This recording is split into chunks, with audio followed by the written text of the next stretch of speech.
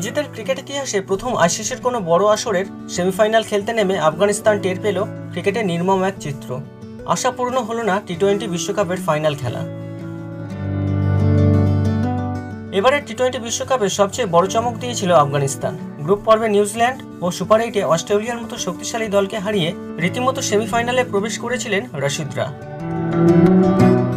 তবে আর জেতা হলো না সেমিফাইনাল।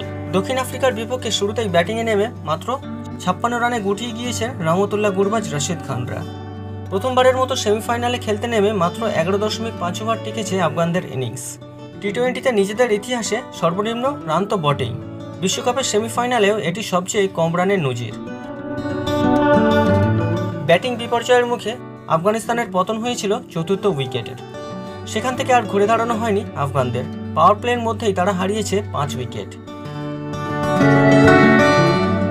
আফগানিস্তানের ক্রিকেটের মানচিত্রটা খুবই সহজ। ওপেনারদের ফেরালেই যেন আফগানিস্তানের ব্যাটিং লাইন আপ পুরোপুরি ব্যর্থ। এদিনও ঘটল একই ব্যাপার। মাত্র 28 রানে 6 উইকেটের পতন আফগানিস্তানের। শেষমেশ 11.5 ওভারে মাত্র 56 রানেই সব উইকেট হারায় আফগানিস্তান। জবাবে দক্ষিণ আফ্রিকা 8.5 ওভারে 60 রান করে ম্যাচ নিজেদের দখলে করে নেয়। প্রোটিয়াদের হয়ে 3টি করে উইকেট শিকার করেছেন মার্কো জনসন ও তাবরেজ শামসি। এছাড়াও 2টি করে উইকেট পেয়েছেন নকিয়া ও রাবাদা।